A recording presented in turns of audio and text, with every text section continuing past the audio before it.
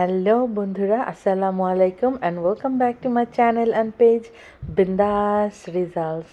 শুভ সকাল সবাইকে। আমাদের এখানে দেখো আজকের সকালটা কত সুন্দর। বাসা থেকে দেখতে এটা এত সুন্দর লাগে, বাইরে তুষারপাতে একদম সাদা হয়ে আছে, খুবই সুন্দর লাগছে। সো এই তুষারপাতে তোমাদেরকে স্বাগতম। যেহেতু আজকে স্নোয়ের জন্য সব কিছু বন্ধ, মানে বাচ্চাদের স্কুল, আমাদের কাজ সব কিছু বন্ধ। তো শরীফ রিজালকে জিজ্ঞেস করলাম যে ছুটির দিনে কি খাবা। অবশ্যই শরীফ রিজালের অ্যান্সার ছিল আজকে এই ছুটির দিনে, ঠান্ডা ঠান্ডা দিনে কাচ্চি খেলে কেমন হয়। আমি আগের দিন সন্ধ্যাতেই কাচ্চির জন্যে এই খাসির মাংস নিয়ে রেখেছিলাম। তারপরে আমি রাত্রেবেলায় আগের দিন রাতে এটাকে আমি ম্যারিনেট করে রেখেছি যেন সকালে উঠে আমাকে আর বেশি ঝামেলা করতে না হয়। সো প্রথমে দিয়ে দিলাম টক দই, তারপরে বিরিয়ানির মশলা, আদা রসুন বাটা, সব কিছু দিয়ে এটাকে আমি ভালো করে মাখিয়ে ম্যারিনেট করব। এইটার আমার ফুল ভিডিও আমার ইউটিউব চ্যানেলে, আমার ফেসবুক পেজে দেওয়া আছে, তোমরা যদি দেখতে চাও দেখে নিতে পারো। খুবই ভালো করে মাখিয়ে ঢাকনা দিয়ে ঢেকে এটাকে আমি ফ্রিজে রেখে দিব। তারপরে পরের দিন সকালবেলায় উঠে আমি প্রথম কাজ যেটা করলাম, নাস্তা টাস্তা খাওয়ার পরে আমি আলু নিয়ে বসলাম। এই আলুগুলোকে ভালো করে ধুয়ে তারপরে এগুলোকে ছিলে নিব। তোমরা জানোই তো কাচ্চির মধ্যে যদি বড় বড় গোটা গোটা আর নরম মোমের মতো তুলতুলে আলু না হয়, তাহলে কিন্তু সেই কাচ্চি আর কাচ্চিই হলো না। কাচ্চির আলুটাই হলো সবচেয়ে মজা খেতে। সো আমি এখানে আলুটাকে বেশ বড় বড় করে রাখবো, যেগুলো অনেক বড় সেটাকে আমি মাঝখান থেকে একটু কেটেছি, বাট বাকিগুলো আমি বড় বড়ই রেখেছি। তারপরে আমি একটু এখানে লবণ আর আমি এখানে জর্দার একটু রং দিয়ে এটাকে ভালো করে মাখিয়ে এটাকে হালকা ব্রাউন করে ভেজে নিব। কাচ্চির আলু কখনোই কাঁচা দিতে যেও না, তাহলে কিন্তু একটুকু মজা লাগে না। এটাকে হালকা ব্রাউন করে ভেজে নিবা, তাহলে এটার টেস্ট আর এটা দেখতেও অনেক সুন্দর লাগবে। এটাকে একদম কালো করা যাবে না, জাস্ট হালকা একটু ব্রাউন করে সুন্দর করে ভেজে নিবা, জাস্ট এইরকম করে। আমার আলু ভাজা শেষ। এখন চলো যে আমরা এখন রাইসটাকে রেডি করব। মানে কাচ্চির যে চালটা, এইটা একটু ট্রিকি। এই বাসমতি চালকে আমি 20 মিনিট ভিজিয়ে রেখেছিলাম। বাসমতি চাল অলওয়েজ 20-25 মিনিট ভিজিয়ে রাখবা, তাহলে দেখবা যে দানাগুলো একদম লম্বা লম্বা হবে। তারপরে চালটাকে আমি 80% সিদ্ধ করব। একদম এটাকে আমি ভাত করে ফেলবো না বা একদম রান্না করে ফেলবো না। 80% বা 70% সিদ্ধ করে এটাকে নামিয়ে নিয়ে একটা বড় হাঁড়ি নিয়ে নিব, যে হাঁড়িতে আমি কাচ্চি রান্না করব।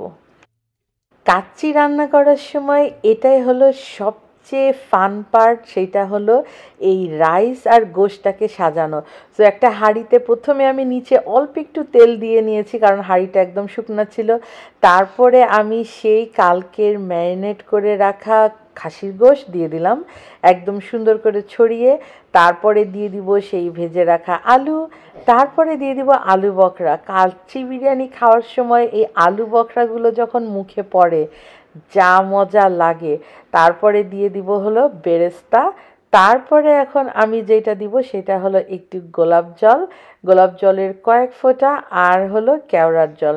কারণ কাচ্চি বিরিয়ানিতে এইগুলো না দিলে সেই বিরিয়ানির টেস্টটাই আসবে না। তারপরে দিয়ে দিলাম কেওড়ার জল।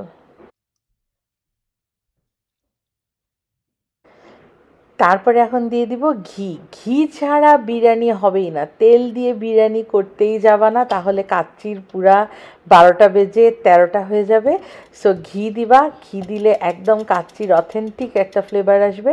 তারপরে আমি এখন দিয়ে দিব সেই রাইস, সেই বাসমতি চালটা যে আমি হালকা সিদ্ধ করে রেখেছিলাম সেইটা, এবং এটাকে খুবই আলতো হাতে নেড়ে একদম ভালো করে গোটা গোশটাকে ঢেকে দিতে হবে, যেন গোশটা নিচে একটা ভাপে গোশটা রান্না হয়।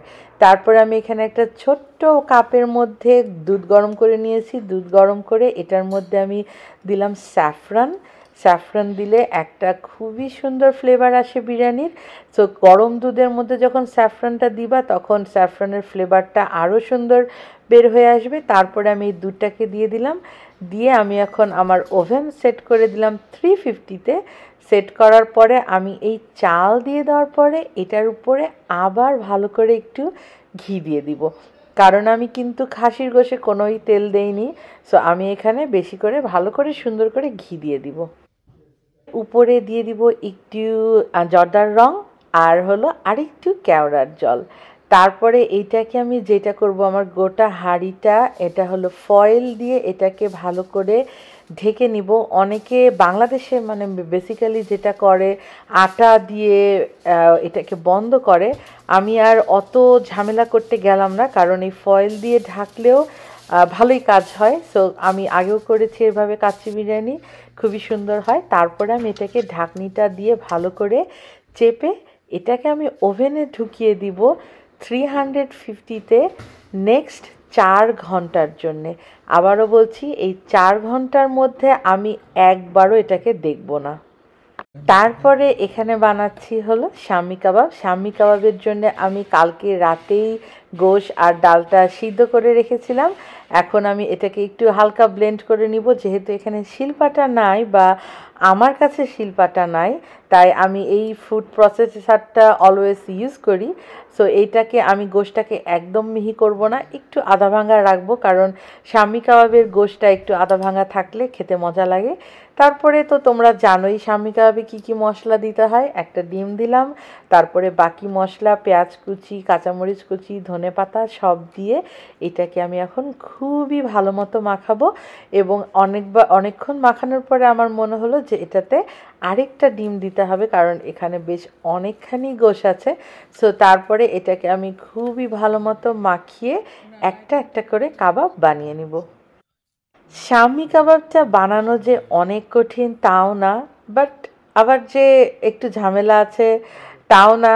বাট কেন জানি এটা রেগুলার বানানো হয় না, যেহেতু এখানে হেল্পিং হ্যান্ড নাই বা কেউ নাই কাছ থেকে এসে, আসলে এত ঝামেলা করাও হয় না।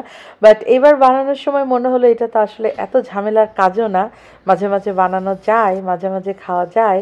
আমরা এখানে বছরে একবার দুইবারও করি কিনা সন্দেহ। বাট যাই হোক, শরীফ রেজাল বলেছে যে সে কাচ্চির সাথে শামি কাবাব খাবে। সো এই হলো একটা একটা করে কাবাব আমি ভেজে নিচ্ছি। আর বাইরে এখনও ঝমঝম, আসলে ঝমঝম না, এখনও স্নো পড়ে যাচ্ছে, এখনও আইস পড়ে যাচ্ছে, আর একদম চারিদিকে সাদা হয়ে আছে তুষারপাতে। সো এই হয়ে গেল আমার শামি কাবাব ভেজে নেওয়া। এখন চলো আমরা এখন দেখি কাচ্চির কি অবস্থা। কাচ্চিটা এখন গরম গরম একদম 4 ঘন্টা পরে এটা আমি বের করলাম। দেখো কি যে সুন্দর একটা গন্ধ, মানে অ্যারোমা কাচ্চির বের হচ্ছে, তা বলার না। আর এই যে এইরকম এক সাইড থেকে কাচ্চিটা তুলবা, না হলে চালগুলো ভেঙে যাবে, আর খুবই আস্তে আস্তে তুলতে হবে। আর কাচ্চির গোশ দেখো, হাড্ডি থেকে একদম গলে মনে হচ্ছে যে খুলে খুলে যাবে, আর ভাতের সাথে আর বিরিয়ানি কাচ্চি মিশে একাকার। আর এই যে দেখো গোশ কত নরম হয়ে গেছে একদম।